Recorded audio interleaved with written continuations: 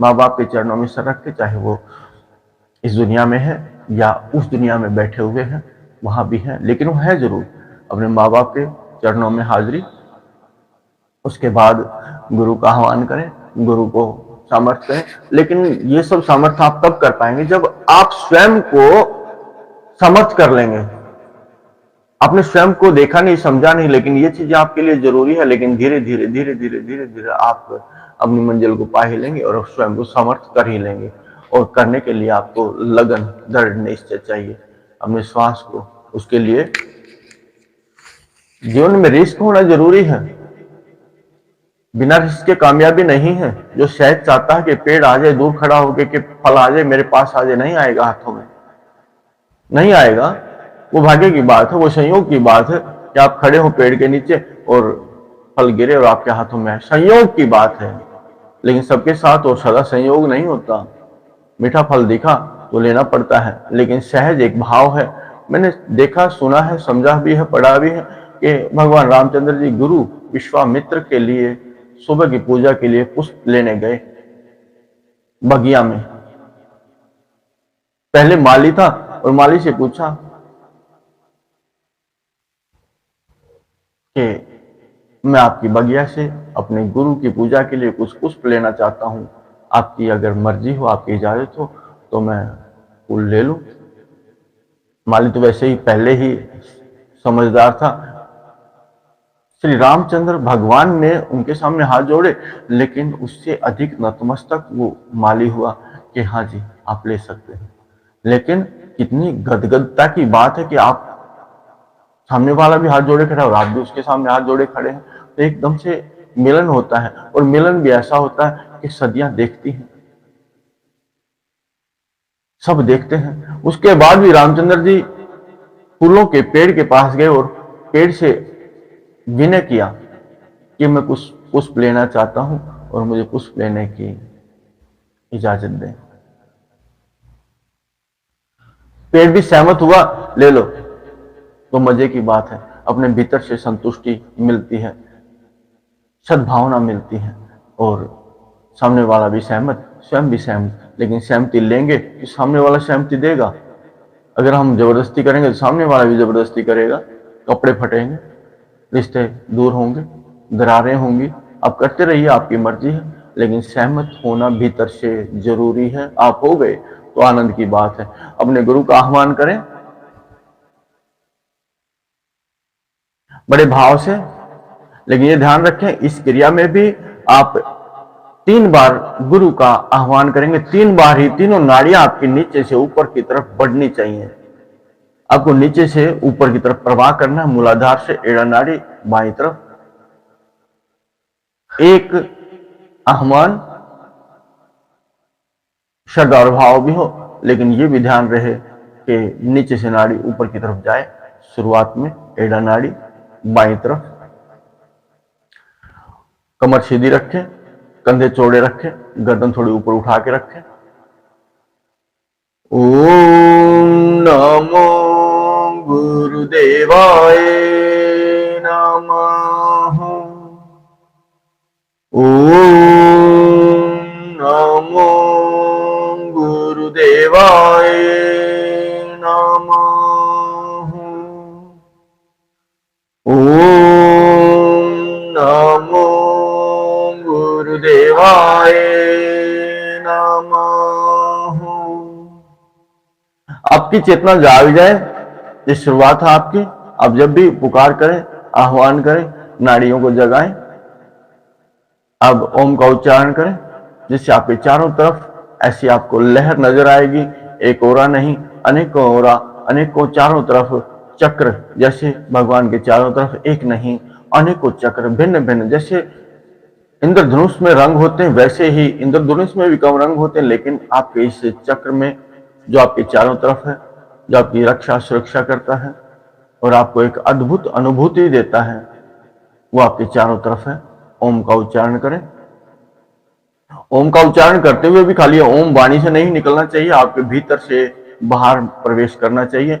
आपके भीतर से नीचे से ऊपर की तरफ बढ़ना आपको जरूरी है। तो ओम का उच्चारण करेंगे। ओम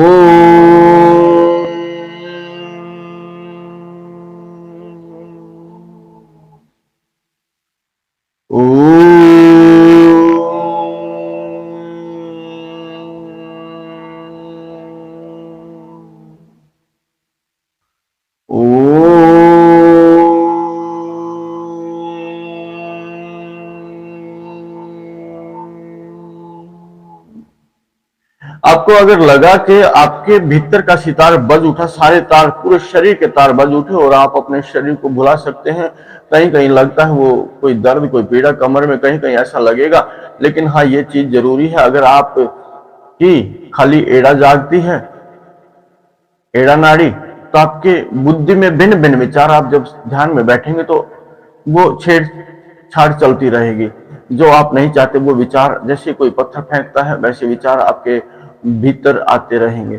आपकी पिंगला जागती है तो पिंगला में ऐसा होगा कि आपके शरीर में कहीं कहीं कोई दर्द, कोई परेशानी, चंचलता आपके शरीर में होगी। सुषुम्ना जागती है तो समझिए स्थूल शरीर शांत होना शुरू हो गया। सुषुम्ना की ऐसी कृपा भी, अनुकंपा भी है। तो उस महामाई शक्ति का आह्वान करेंगे, जगत जननी जो आपके भीतर और बाहर आपकी रक्षा और सुरक्षा, आपको सदगति देने के लिए तैयार रहती है। उस महामाई का अनुसरण करें।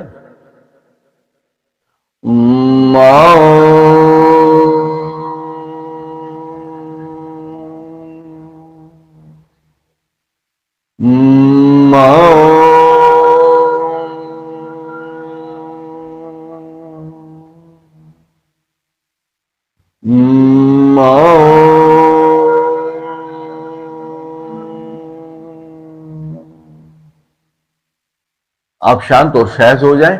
बड़ी सुंदरता से आपके शरीर को, आपने स्थूल शरीर को आपने शांत किया है, सहज किया है, और वो शरीर आपका सहमत हो चुका है। किसी की कमर में दर्द है तो उतना नहीं कि झेल ना पाए, सहन शक्ति बड़ी है, घटी नहीं है कि कोई बात नहीं, थोड़ी देर बाद सब इच्छाएं आपकी पूर्ति होंगी। आप अपनी कमर को घुमा, अपनी गर्दन को घुमा ले अपने चारों तरफ। वो तीनों नाड़ियों को आपने चेतना भरी जगाया, जिससे आपके अपने शरीर में, अपने जीवन में परिवर्तन कर सकते हैं। अपनी सघनता, अपनी लगन, अपना धैर्य आप बढ़ा सकते हैं। अगर आपको ध्यान में जाना, प्रवेश करना है तो उन्हीं के जरिए जो आपकी सुषुम्ना नाड़ी है, उस नाड़ी में 7 मंजिलें हैं, 7 शक्तियां हैं, 7 चक्र हैं, 7 कुंडलियां हैं, 7 नागदेव हैं जो ऊपर की तरफ बढ़ते हैं। तो आपके भीतर के आलस्य खत्म होता है, आनंद की अनुभूति होती है, प्रेम सच्चा होता है, कर्म के प्रति निष्ठा अधिक होती है। आप बड़े सहज शांत भाव से अपनी गर्दन को घुमा लें। एकदम आपको लगेगा कि इसमें से प्रकाश निकलता है आर पार, जैसे शुद्ध जल के आर पार आप देख सकते हैं। स्थूल शरीर, हार्ड और मांस का शरीर नहीं रहेगा, आर पार बिल्कुल पारदर्शी, बिल्कुल पारदर्शी। आपको देखा होगा नाग के सर पे मणि, किसने देखी है? देखी किसी ने नहीं होगी, लेकिन सुनी सबने होगी। आप अपनी गर्दन को दूसरी तरफ घुमा लें। देखी किसी ने नहीं। आपने इच्छाधारी नाग के बारे में भी सुना है, किसने देखा है? देखा किसी ने नहीं, लेकिन सुना सबने होगा। इच्छाधारी नाग अपनी मर्जी से रूपांतरित हो सकते हैं, वेश बदल सकते हैं। जब आप चाहेंगे तो आपकी मर्जी होगी, जो चाहे, इच्छा शक्ति। आपने सुना हो किसी किसी साधु संत ने इच्छा मृत्यु का वरदान प्राप्त किया है। इच्छा मृत्यु, इच्छा शक्ति। आप शांत हो जाएं, अपने शरीर को अपने चारों तरफ घुमा लें। वो कहीं और नहीं, सब कुछ आपके भीतर ही है। आपकी इच्छा हुई मरने की, आप ध्यान में प्रवेश कर गए। आपकी मरने की इच्छा, इच्छा मृत्यु, ये ध्यान एक मरना है। ये ध्यान में चले गए, मर गए। ध्यान में जाना मानो कि अपनी दुनिया में चले गए, एक मरना है। इच्छा शक्ति से इच्छा मृत्यु, ये जाग गए साधु संत ऋषि मुनि इन्हीं नाड़ियों के संग, अपनी शक्तियों के संग सहज शांत। उनको बाजार के स्वादिष्ट भोजन की आवश्यकता नहीं होती, न इच्छा रखते। फूल खाए, फल खाए, पत्ते खाए, हवा खाई, उसी से तृप्ति हुई। आपकी तृप्ति नहीं होती। आपको सुबह कुछ चाहिए, शाम को कुछ चाहिए, शाम को कुछ चाहिए तो सुबह कुछ और चाहिए। ये चीज अच्छी नहीं लगी, भोगते हैं, ये नहीं चाहिए, रुचि खत्म हो जाती है, मुझे ये अच्छा नहीं लगता। जिसके साथ शादी हुई मुझे वो अच्छा नहीं लगता, मुझे और बाहर के अच्छे लगते हैं। यही तो विडंबना है। जो पुत्र जन्म दे दिया अब वो अच्छा नहीं लगता, जिसके जो माँ बाप है माँ बाप अच्छे नहीं लगते। यही तो वो मार्ग है। हम बंधे हुए हैं, दूसरों को देखते हैं, समझते हैं। आप दूसरी तरफ घुमा ले, अगर आपका अनुभव है, आपकी गर्दन के ऊपर का हिस्सा पारदर्शी है, शुद्ध है, बिल्कुल आप छोड़ दे, बंधन काटने, बंधन ही काटने हैं। लेकिन आपके होते आपके शरीर का, मन का, बुद्धि का कुछ बिगड़ता नहीं, सधेंगे। ये एक पढ़ाई है। जैसे आप पढ़ाते हैं अपने मन, अपने इंद्रियों को, अपनी बुद्धि को, अपने शरीर को साधते हैं, समझाते हैं, इनको जागरूक करते हैं, इनको जगाते हैं। अब तक सोए हुए थे, अब नहीं सो पाएंगे, अब ये सधेंगे। आपके जो घर में जीव है, चाहे वो कुत्ते हैं, चाहे वो बिल्ली है, चाहे वो पशु है, चाहे पक्षी है, वो आपके अनुसार चले। मजे की बात है। मालिक के आते ही मालिक ने कहा खड़े हो जाओ तो खड़े हो गए, मालिक ने कहा बैठ जाओ बैठ गए, मालिक ने कहा भोजन करो भोजन कर लिया। मालिक कहे तो मजा है, आप कहे तो मजा है, ब्रह्म कहे तो मजा है, एक आत्मा कहे तो मजा है। बहुत सहज हो जाए, बड़ा सुंदर, आपने बहुत कुछ अच्छा किया है, बहुत ही सुंदर किया है। लेकिन सुनने से कुछ नहीं होता, करना पड़ता है। कर्म के क्षेत्र में आगे बढ़ना होता है। आप बढ़िए, अपनी कमर को घुमाए, अपनी चारों तरफ मंथन करें इन तीनों नाड़ियों का, इधर से उधर, इधर से उधर। ये तीनों नाड़ियां आपकी जागृत, आपको अनुभव होंगी। हाँ, ऐसा लगता है जैसे बिजली कड़क के बंद हो जाती है, लेकिन भीतर में अनुभव होगा आपको ये बिजली तो कड़की हुई, कड़कती ही रही, ये तो इसकी में चमक बढ़ती ही रही। ऐसी चमक आकाश की बिजली में कड़कना चमकना कम है, लेकिन आपके भीतर कड़कना और चमकना बहुत अधिक है। बहुत बेहतर, बहुत अच्छे से आप समझ सकते हैं।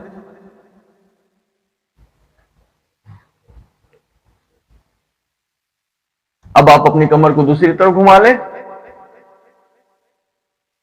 छोटी मोटी अगर आपका शरीर शिकायत करता है कि मेरे बस में नहीं, कोई बात नहीं, हो जाएगा, धीरे धीरे हो जाएगा। बड़े ध्यान से आप समझाएंगे, बड़े ध्यान से आप समझाएंगे और आपकी समझ भी आएगी। उसको पता लगेगा कि ये मेरा हितैषी है, मेरा मालिक है, और मालिक के होते हुए मुझे कोई डर और भय नहीं। और आप भी कहें कि ये मेरी जिम्मेदारी है, ये मेरा भार नहीं, ये तो मेरा अपना है। ये मेरा भार नहीं है, मेरा अपना है। जो अपनी बुद्धि से तंग है वो तंग है, होता रहे बिना साधे। वो दुखी है, भार मानता है, भार मानता है, आपकी मर्जी है। आप समझ सकते हैं, समझ चुके हैं तो बहुत अच्छी बात है। आप शांत हो जाएं। अब आप उत्तेजित हैं, लेकिन समझने के बाद उत्तेजित रहे तो बड़ी सुंदर बात है। अपना बायां पैर सीधा कर लें। पहले की बिना समझे उत्तेजना, आप नहीं जानते आप खाई में गिरते हैं या कुएं में गिरते हैं, लेकिन समझ गए उत्तेजित होंगे तो कुएं के भी पार जाएंगे, खाई के भी पार जाएंगे। ये ध्यान आपने धरना जरूरी है, नहीं तो आप खाई में भी गिरेंगे और कुएं में भी गिरेंगे, आप डहेंगे, अच्छा नहीं। अपना बायां पैर सीधा कर ले। ये भी वो क्रिया है, आपको बता दूं, आपको समझा दूं, कि जिससे आपकी नाड़ी एड़ा जागती है। एड़ा जगाने के प्रयास आपने पहले किए, जगाए, बहुत सुंदर, आपने पढ़ना सीखा गुरु की शरण में, लेकिन गुरु कहे कि आप पढ़ाना सीखा, अब पढ़ाना सीख, तो आपने पढ़ाना भी सीखना होगा। लेकिन सबसे पहले अपने भीतर, अपने इंद्रियों को, अपने मन को, अपनी बुद्धि को पढ़ाना है, इस शरीर को पढ़ाना है, इस शरीर को साधना है। पढ़ाना अलग बात है, साधना अलग बात है। साधना जरूरी है, तैयार करना। लेकिन बाहर के लोग पढ़ते हैं किस बात के लिए, उनको पता ही नहीं किस बात के लिए पढ़ते हैं। पहले गुरुकुल में गुरु की शरण में रहते थे, गुरु उनको साधता था। अब जा, अब निर्माण कर, अच्छे समाज का निर्माण कर। लेकिन हमारी कोई जिम्मेदारी नहीं है अच्छे समाज को निर्माण करें। हम खुद को ही नहीं साधते तो निर्माण क्या करेंगे, समाज का क्या निर्माण करेंगे। तो जो भी सुनता है, जो भी समझता है, तो निर्माण करने के लिए अगर तैयार है अच्छे समाज का, अच्छी सोच का, वो अपने भीतर का निर्माण पहले कर ले। पहले भीतर को साध ले, फिर निर्माण कर सकता है, ये सत्य है। फिर निर्माण कर सकता है, सत्य है। अपने जीवन का, अपने जन्म का, अपने उस लोक का, अपने चारों तरफ वातावरण का वो निर्माण कर सकता है।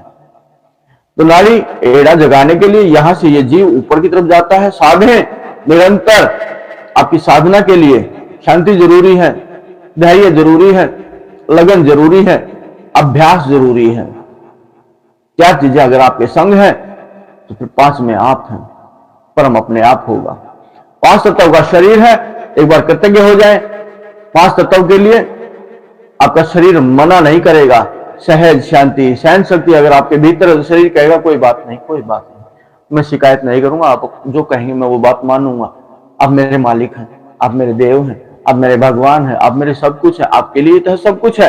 ये शरीर आपके लिए है, ये 5 तत्वों का शरीर बना हुआ ये आपके लिए है, लेकिन जिनसे बना उसके लिए भी आपके भीतर श्रद्धा और भाव जागना जरूरी है।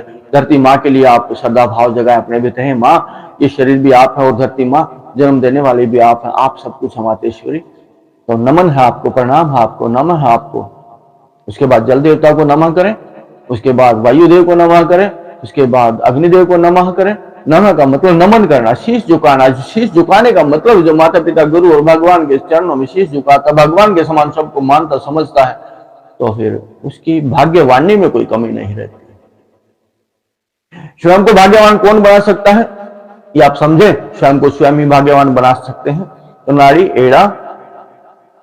एड़ा नाड़ी मूलाधार से शुरू होकर सुषुम्ना के बाईं तरफ चलते हुए सीधे आपके नाक के पास आप बैठ के देख सकते हैं, आपकी बाईं नाक चलती हुई आपको नजर आएगी ये नाड़ी एड़ा। और आपका शरीर आधा एकदम जैसे लगेगा जैसे ठंडी आग से जलता हुआ, लपटें उठती हुई आपको लगेंगी।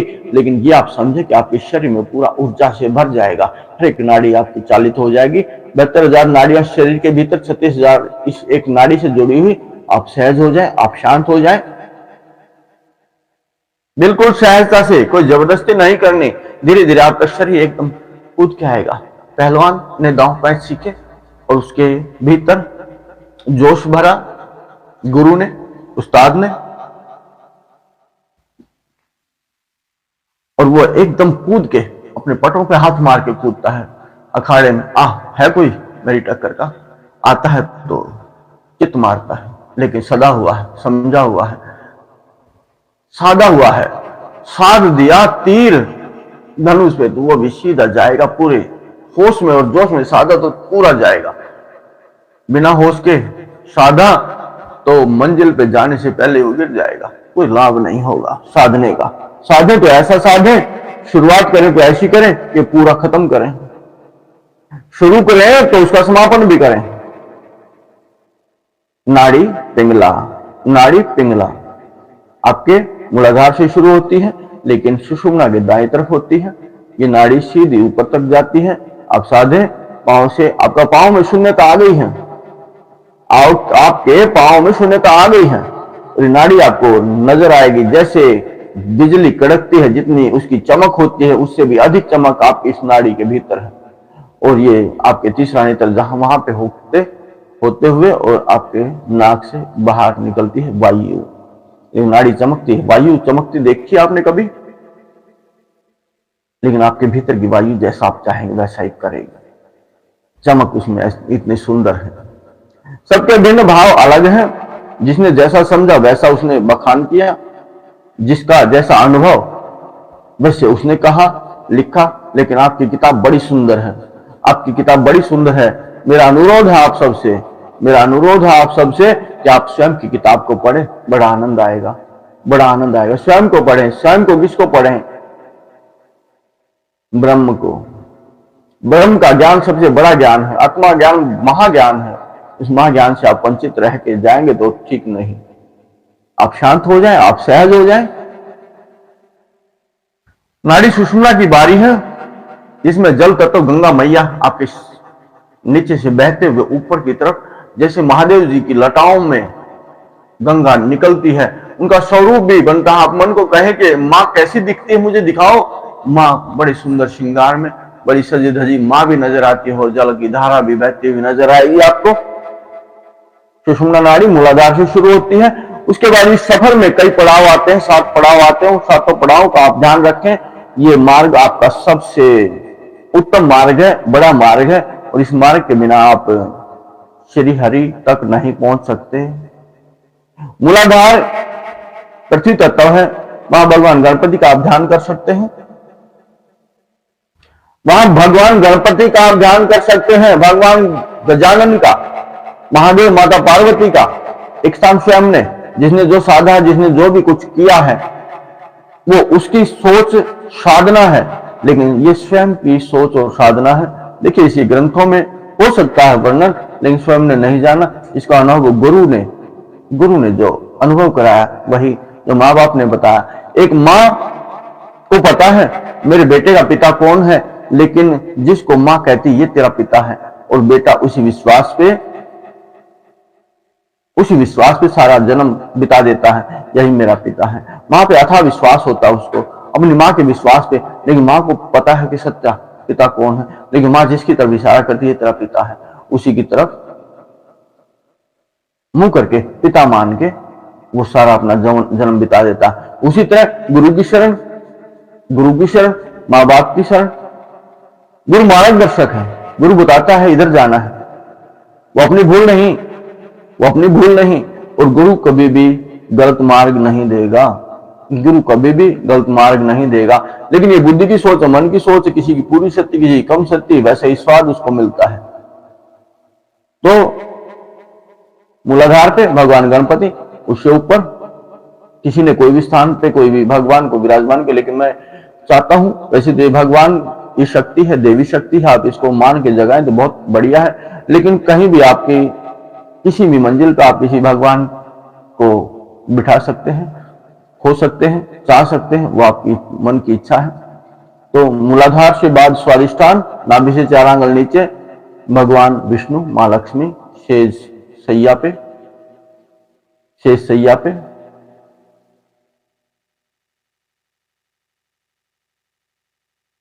नाभि में स्थापित भगवान हनुमान जी, एकदम तपस्वी वेशभूषा, एकदम गेरुए वस्त्र, लाल रंग, जैसे सूर्य का प्रकाश होता है, जैसे अग्नि का रंग होता है, और साधु जटाओं से भरे हुए, बड़े सुंदर भाव में तपस्या करते हुए, तपस्या में लीन। हृदय के पास आप अपने अनाहद किसी भी अपने इष्ट को जो आपके हृदय में बैठ सके उसको बिठा सकते। स्वयं का ध्यान में अपने परमपिता,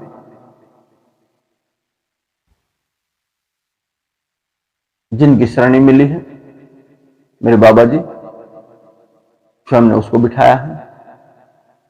आप चाहे बिठा सकते हैं किसी को भी। गले में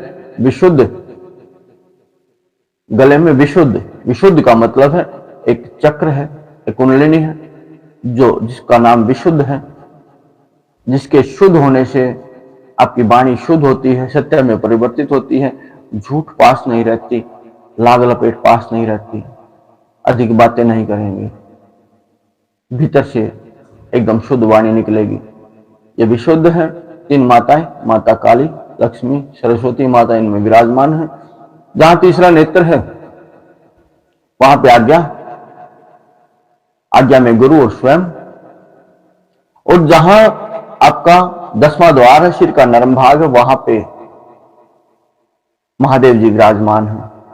महादेव जी कहां विराजमान है? हजारों पंखड़ियों का एक कमल का फूल है। सबने अपने अपने ढंग से व्याख्या की है हर बात की, हर सत्य की, लेकिन उस कमल के फूल के बीचों बीच महादेव जी का स्थान है। आप हिमालय पे भी देख सकते हैं, सफेद पहाड़ों पे भी आप महादेव जी को देख सकते हैं। महादेव जी के, ये आपको देखना है, वहां महादेव जी को देखते हैं या स्वयं के भीतर महादेव जी को देखना है।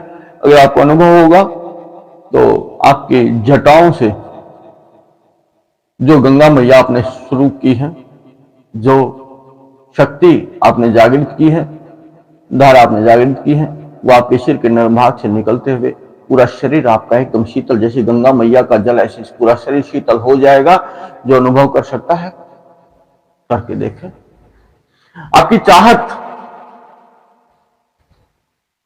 आपकी चाहत, आपकी इच्छा,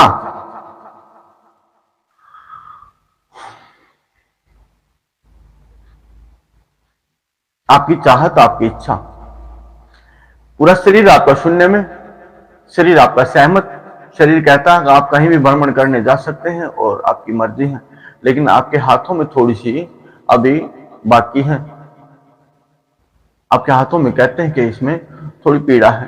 हाथों की पीड़ा को और दूर कर दें, दोनों हाथ ऊपर उठा के अपना उंगली और अंगूठा पॉइंट दबाएं। आपको लगेगा जैसे धारा उंगलियों से लेके पूरी हड्डियों के होते हुए आपके जहां आप विराजमान है। और जो आपने देखा नागमणि देखी आपने सिर के ऊपर, स्वयं के ऊपर मणि है, नाग भी है आपके ऊपर, नागमणि चमकती हुई, नागमणि चमकती हुई आपको लगेगी। हाँ, ये तो बहती हुई ऊपर की तरफ बहती हुई। बहना नीचे से ऊपर अग्नि का स्वभाव है, जल ऊपर से नीचे की तरफ बहता है।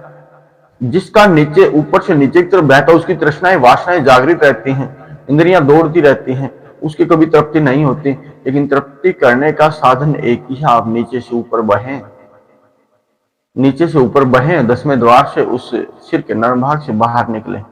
आपको बहुत सारे अनुभव होंगे, बहुत बड़े बड़े फूल खिलते नजर आएंगे, बड़ा इंद्रधनुष में उतने रंग नहीं जितने रंग आपके उस लोक में बाहर निकलने के बाद होंगे।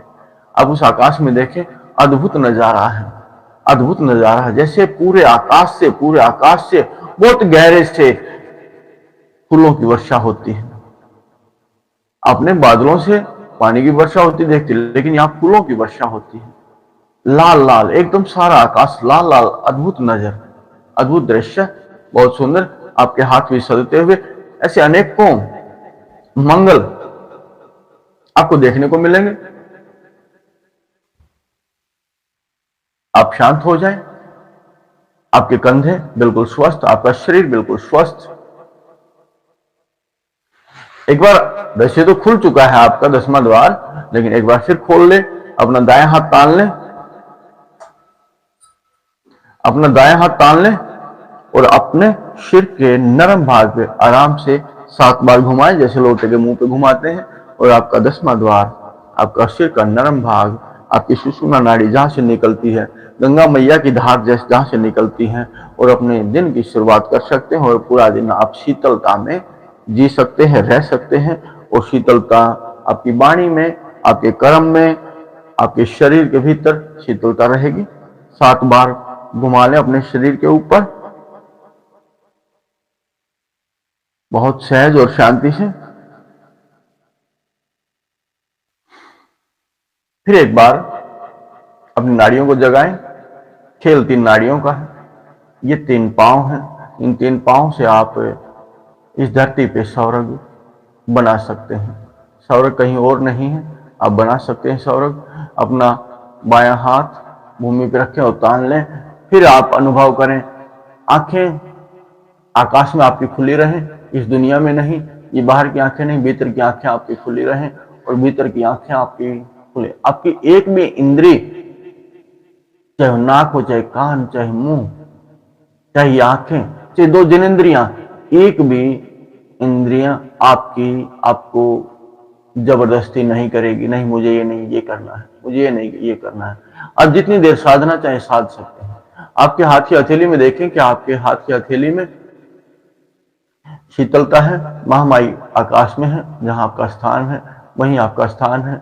महामाई के आपके साथ में है। महामाई का अनुभव करें।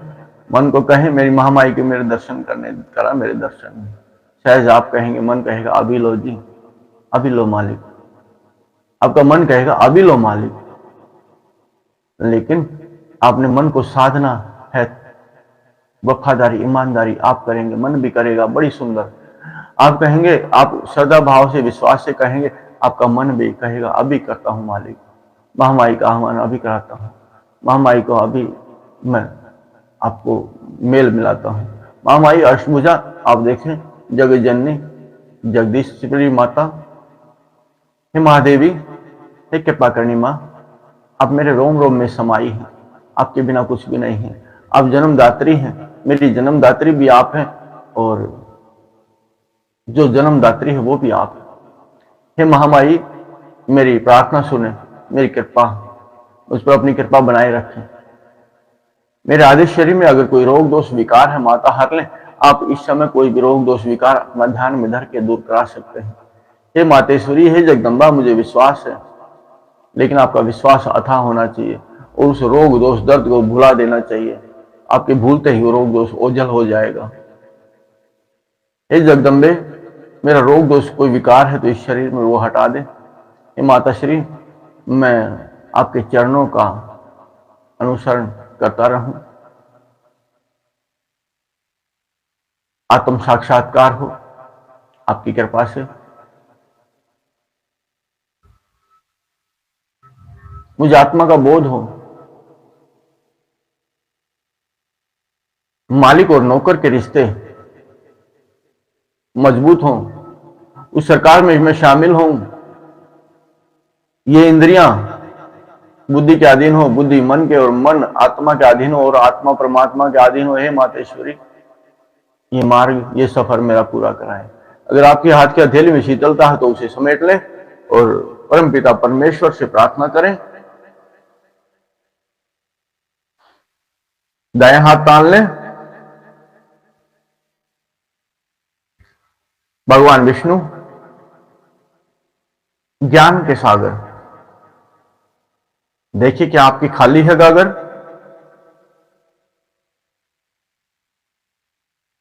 आप प्रार्थना कर सकते हैं, पिता, हे जगदीश, हे ज्ञान के सागर, आपकी कृपा दृष्टि चाहिए। इस शरीर में कोई रोग दोष कोई विकार है, अगर आपके शरीर में आपको लगता है कोई विकार है तो आप उसका नाम ले सकते हैं कि मेरा दर्द खत्म कर दे, मन ही मन।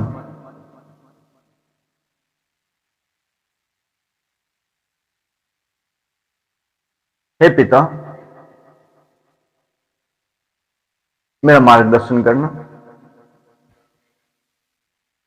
सच्ची पूजा, सच्ची भक्ति, सच्चे ज्ञान में मेरी रुचि हो।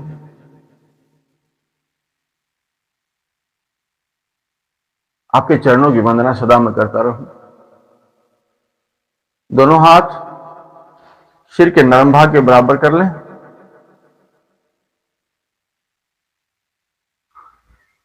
सहज, अगर आपकी आंखें भीतर खुली हैं, बाहर की आंखें बंद हैं, तो आपको तीनों जगह सिर के नरम भाग पे भी आपको लगेगा जैसे भीतर की शीतल हवाएं बाहर निकलती हुई। दोनों हाथ की हथेलियों में भी शीतलता। जब आपको अनुभव हो, किसी किसी को गर्म हवाएं लगेंगे, किसी किसी के भीतर से धुआं निकलता नजर आएगा, लेकिन किसी के भीतर से शुद्ध पवित्र हवाएं भी निकलती अनुभव होंगे। अनुभव करना है। अगर आपका अनुभव सत्य है, सही है, तो आप कहें, हे पिता, क्या यही आपकी कृपा है? हे देव, क्या यही आपकी दया है? और आप अपने हाथ की हथेली को समेट लें।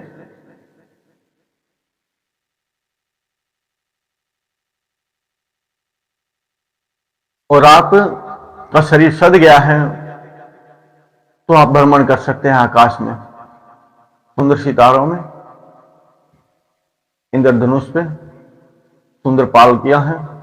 आपके पितृलोक में आपके पितृ हैं, देवलोक में आपके देवता हैं, और आप अपनी 7 मंजिलों पे भ्रमण कर सकते हैं, जहां पे आपको बहुत ही सुंदर हरियाली, बहुत ही सहज और शांति, जो बाहर की दुनिया में नहीं है, भीतर की दुनिया में है।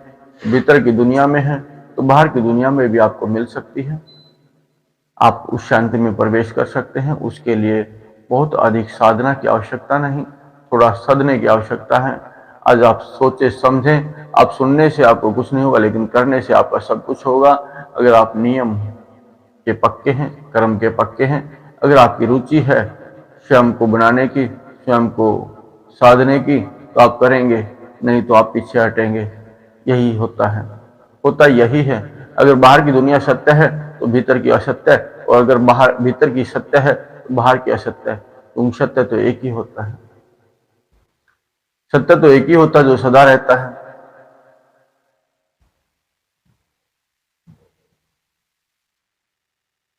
आपकी किताब में बड़ी सुंदरता है, आपकी किताब में बहुत शुद्धता है, बहुत पवित्रता है। परम ईश्वर की गाथा आपकी किताब में है, आपकी स्वयं की गाथा भी आपकी किताब में है। आपकी किताब बड़ी सुंदर है, आपकी किताब को पढ़ के बड़ा आनंदित हूं। आज के लिए इतना ही। आपका सानिध्य पाके बड़ा कृतार्थ हुआ। आपकी आत्मा में बसे परमात्मा को प्रणाम करते हैं, स्वीकार करें, प्रणाम।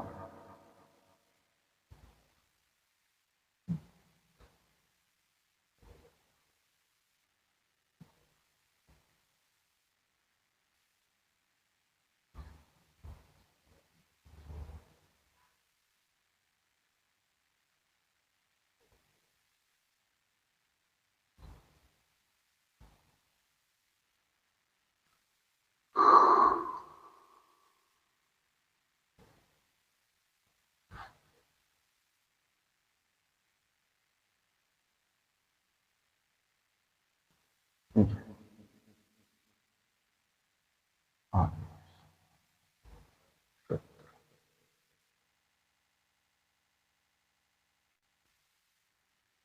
बहुत